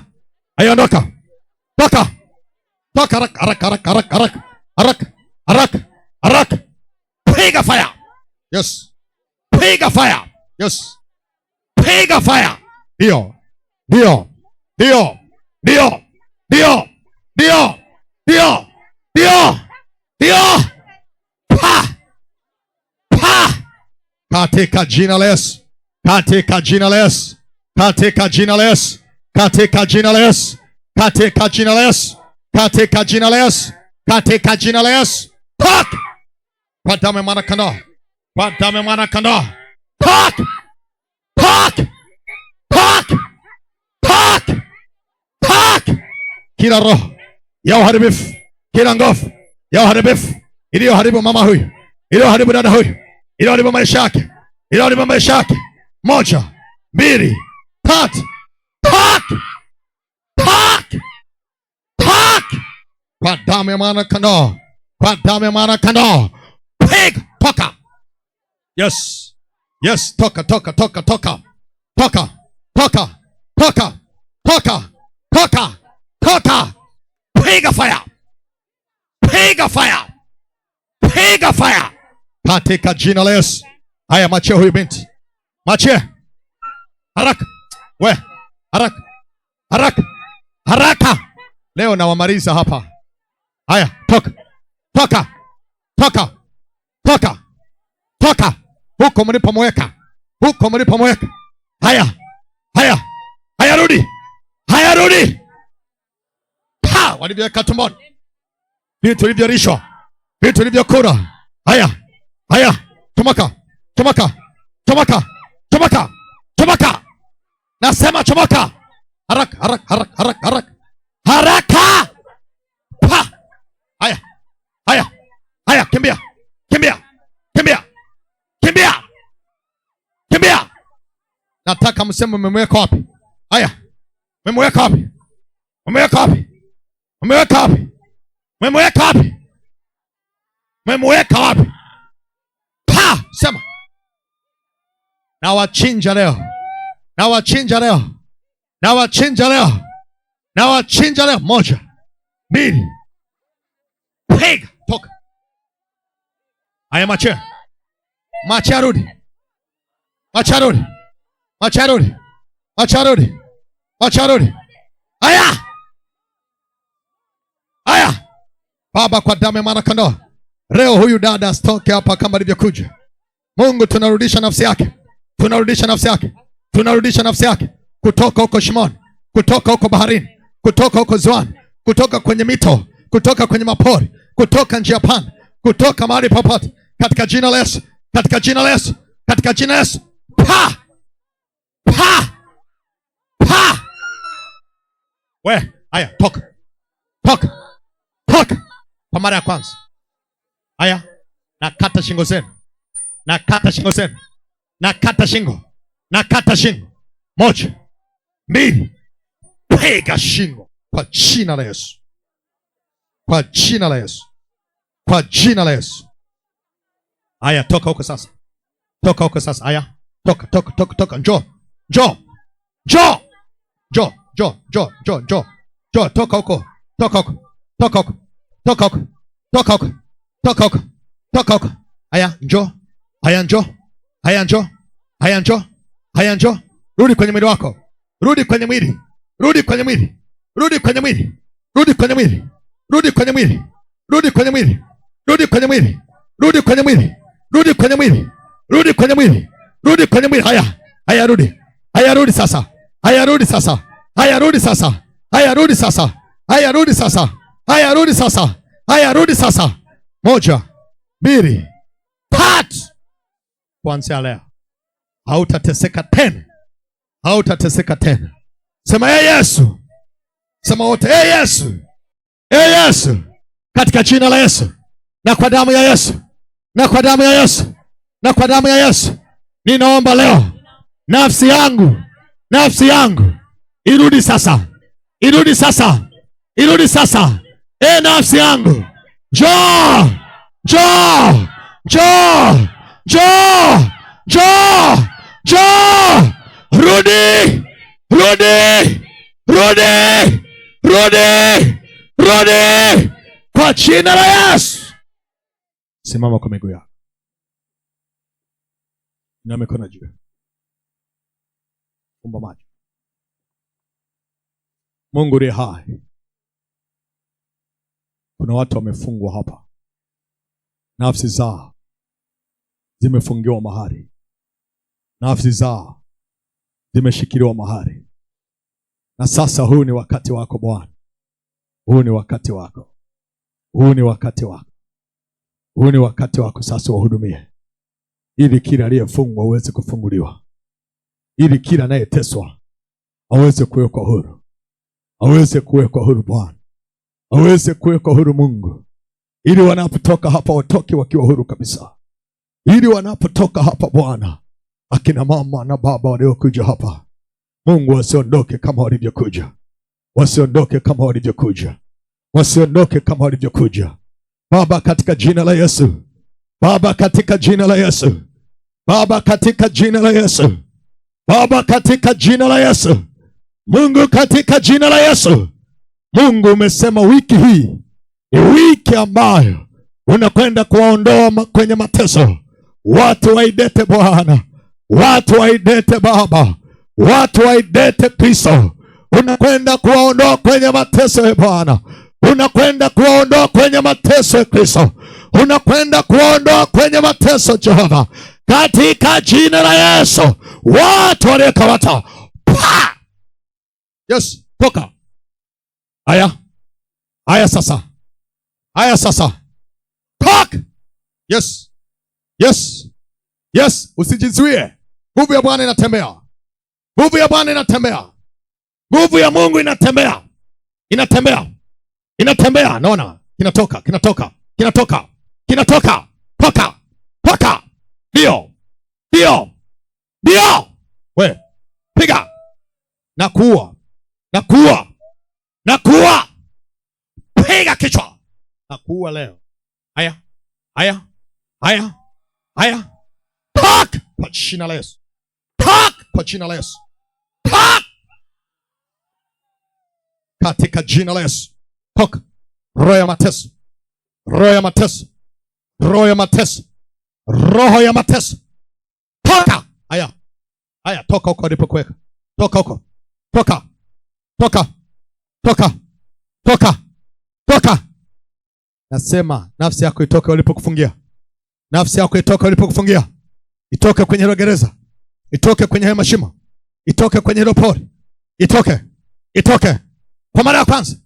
Talk, talk, talk, talk. Chomoka, chomoka, chomoka, chomoka.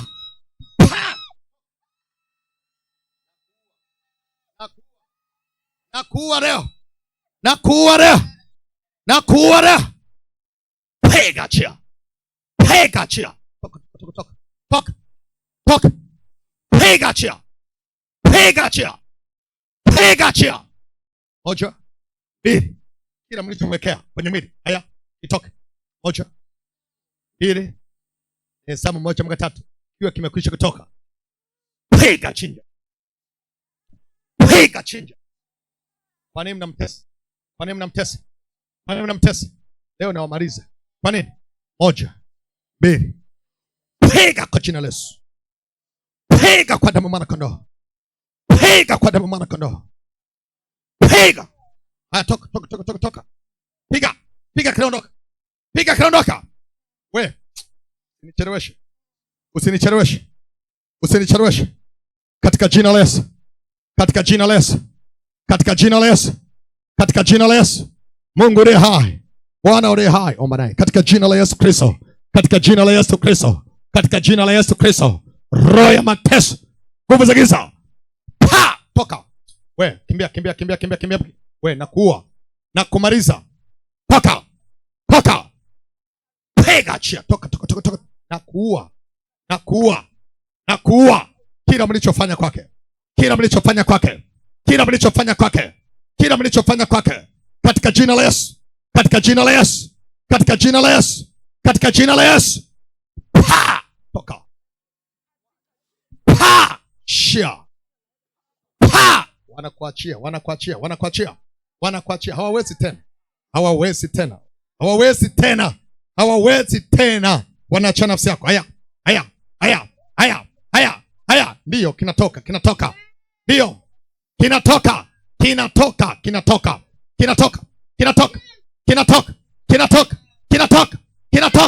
Uchawi unatoka. Uganga unatoka. Mapepe yanatoka. Moja. Pa! Fire. Ndio. Haya. Fire.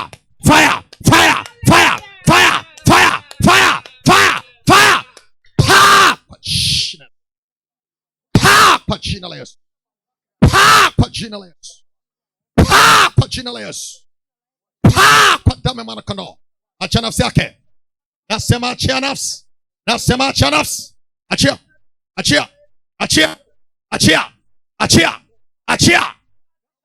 Kwa jina la Yesu. Kwa damu ya mwana kondoo. Haya, toka.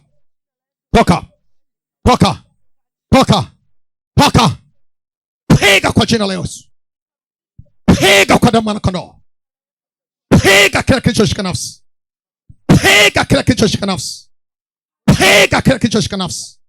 Piga. Toka. Haya, kimbia. Unaachia hapa. Unaachia kwa jina la Yesu. Unaachia kwa damu ya mwana kondoo. Kila kilichoshika nafsi yako. Kila kilichoteka nafsi yako. Katika jina la Yesu. Na kwa damu ya mwana kondoo. Katika jina la Yesu. Piga. Yes. Piga.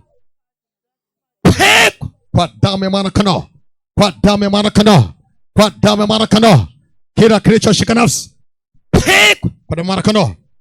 Piga. Kwa jina la Yesu. Kwa damu ya Yesu. Piga. Toka.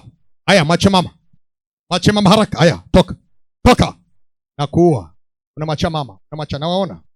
Nawaona umemtesa kwa muda mrefu sana. Na umetesa maisha yake na uzao wake. Sasa leo ni mwisho. Pick. Toka.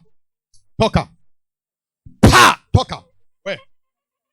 Toka.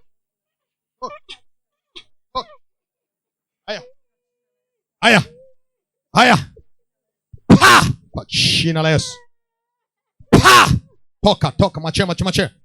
Machie. Leo nakuua. Leo na wanyonga. Kwa nini mmemtesa kwa muda mrefu? Kwa nini mnamsumbua na kusumbua uzao wake kwa muda mrefu? Kama Mungu aishivyo leo, watu waidete hapa katika jina la Yesu. Hamtaondoka na vifungo. Hamtaondoka na vifungo hapa. Hamtaondoka na maumivu hapa. Hamtaondoka na aibu hapa. Pa! Kwa jina la Yesu. Kwa damu ya mwana kondoo. Yes. Acha nafsi.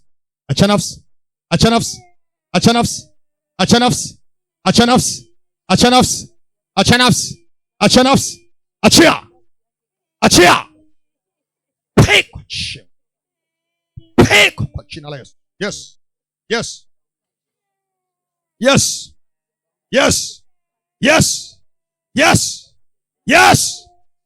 Pa! Fire. Yes. Kuanzia leo, roho ya mateso, roho ya kifungo, roho ya maumivu, roho za shida, roho za mateso, katika jina la Yesu, piga toka.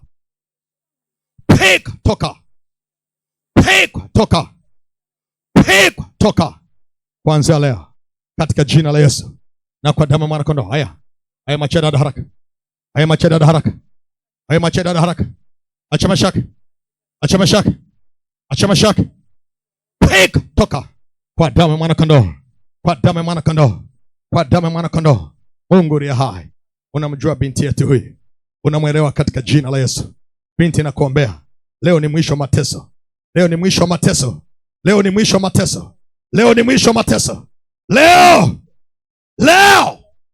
Leo nguvu ya Bwana ipenye ndani yako. Ipenye ndani yako. Nafsi yako ifunguliwe na iwe huru. Nafsi yako ifunguliwe na iwe huru. Nafsi yako. Pa! Kwa damu ya mwana kondoo. Kwa jina la Yesu. Kwa damu ya Yesu. Kila roho ya uharibifu, kila nguvu ya uharibifu, kila roho ya uharibifu juu ya mama.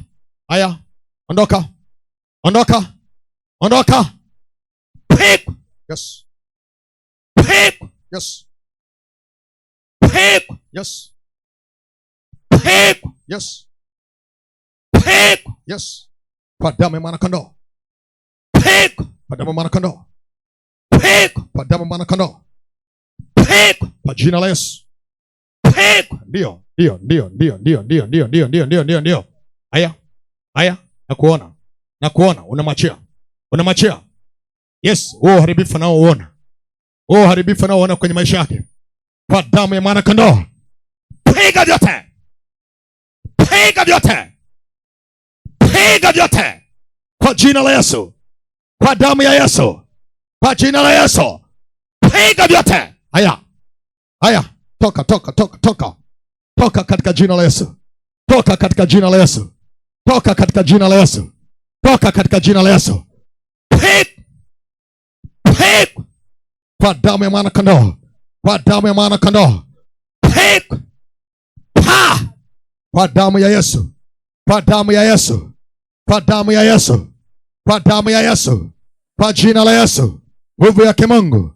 Penya. Penya. Penya. Penya. Katika jina la Yesu. Penya. Kwa damu ya Yesu Kristo. Kwa damu ya Yesu Kristo. Natangaza uzima kwako. Natangaza uzima kwako. Natangaza kufunguliwa. Natangaza kufunguliwa. Natangaza kufunguliwa. Natangaza kufunguliwa. Ndio. Naona nafsi yako mahali ilipo. Inarudi. Inarudi. Inarudi. Yes, na hiyo roho ya kukataliwa inaondoka. Inaondoka. Inaondoka. Inaondoka. Inaondoka we. Inaondoka. Inaondoka kwa mara ya kwanza. Inaondoka kwa mara ya pili. Inaondoka we. Katika jina la Yesu. Katika jina la Yesu. Katika jina la Yesu. Katika jina la Yesu. Na kwa damu ya mwana-kondoo. Haya toka. Haya toka. Haya. Achia. Achia. Mungu uliye hai. Bwana uliye hai. Mfalme uliye hai. Naomba saa hii katika jina la Yesu. Hiyo roho ambayo imemtesa kwa miaka mingi. Imemtesa Bwana. Na imefanya vitu vingi visiende kwenye maisha yake. Hata Bwana hawezi. Katika jina la Yesu. Katika jina la Yesu. Katika jina la Yesu. Katika jina la Yesu. Katika jina la Yesu. Penya. Haya. Haya. Achia sasa. We. Kuwa. Na kuwa. We. Haya machie. Kwa nini mnamtesa? Nawasikia mpaka kwenye masikio yake. Mpaka kwenye masikio. Haya. Haya. Haya. Toka. Toka. Umetuma na nani? Toka. Toka. Toka. Toka. Toka. Kwa jina la Yesu. Piga fire. Piga fire. Tunawaua leo. Leo utatoka. Moja. Mungu ni hai. Kwa mara ya kwanza. Kwa mara ya pili. Na piga hii roho iliyotuma. Pa! Kwa jina. Pa! Kwa jina la Yesu. Pa! Kwa damu ya Yesu. Pa! Fire. Katika jina la Yesu. Katika jina la Yesu. Endelea kwa maana. Sema Yesu. Sema Yesu. Kwa damu ya Yesu. Kwa damu ya Yesu. Kwa damu ya Yesu. Kwa damu ya Yesu. Kwa damu ya Yesu. Katika jina la Yesu. Ninaomba leo unifunike kwa damu yako ya thamani. Damu yako ya agano. Kuanzia leo mimi sio mfungwa, wala sitafungwa tena, wala sitaonewa tena, wala sitateswa tena. Katika jina la Yesu. Mungu aliye hai, nyumba yangu inalindwa na wewe. Nyumba yangu inalindwa na wewe. Nyumba yangu inalindwa na wewe. Familia yangu inalindwa na wewe. Katika jina la Yesu na kwa damu ya Yesu. Katika jina la Yesu na kwa damu ya Yesu. Katika jina la Yesu na kwa damu ya Yesu. Bwana. Bwana. Bwana. Bwana. Bwana. Mungu aliye hai, unifungue sasa. Na ninatangaza ya kwamba niko huru. Mimi ni mzaliwa wa Mungu aliye hai. Mimi ni uzao wa Ibrahimu. Mimi ni uzao wa Ibrahimu. Mimi na familia yangu tutabarikiwa, tutamwona Bwana, tutainuka katika jina la Yesu na kwa damu ya Yesu, katika jina la Yesu na kwa damu ya Yesu, katika jina la Yesu na kwa damu ya Yesu, katika jina la Yesu na kwa damu ya Yesu. Bwana, aibu naikataa, ninakataa aibu, ninakataa kudharauliwa, ninakataa kukataliwa, ninakataa umaskini, ninakataa njaa, ninakataa mateso, ninakataa roho ya umaskini, roho ya mabaya, roho ya uovu, kwa jina la Yesu, kwa jina la Yesu, kwa jina la Yesu, kwa jina la Yesu, kwa jina la Yesu, kwa jina la Yesu. Toka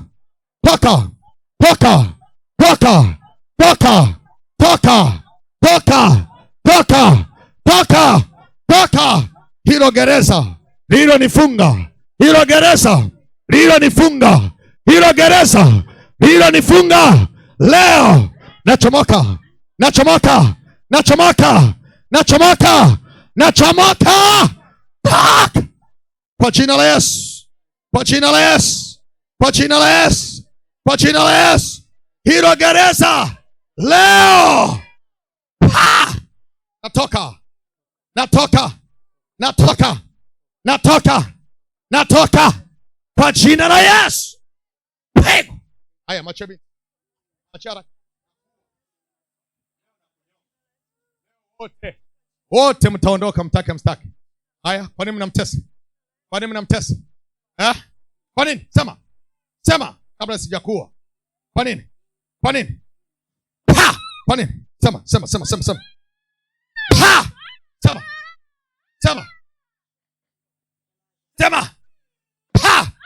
Sema. Nawaua leo, nawamaliza leo.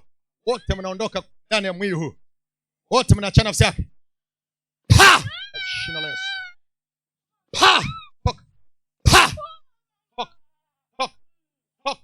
Haya, kimbia ulikotoka. Nataka urudi kwa waliokutuma, nataka urudi kwa waliokutuma, nataka urudi kwa waliokutuma. Nataka urudi kwa waliokutuma. Haya, pesa moja mpaka tatu. Toka kwa mara ya kwanza, kwa mara ya pili, kwa mara ya tatu. Piga fire. Mungu ndiye hai. Moto wako unaowaka, moto wako unaowaka upite kwenye tumbo, upite kwenye tumbo na maisha yake, na kuanzia leo uwe huru, hautapata shida yoyote.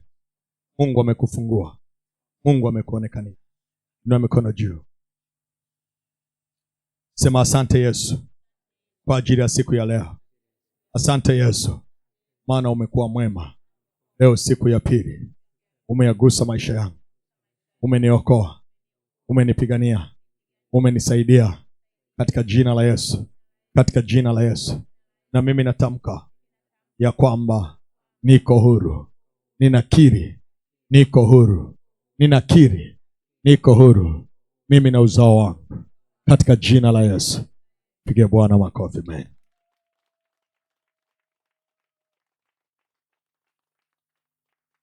Mwamini Mungu. Mungu amefanya. Endelea kuwa mwaminifu, endelea kusimama na kuomba, endelea kusimama na kumuita Bwana, endelea kusimama na kumlilia Bwana. Na Mungu wa mbinguni hatakuacha kama. Hatakuacha kama. Alafu mpigie tena Mungu makofi. Amen.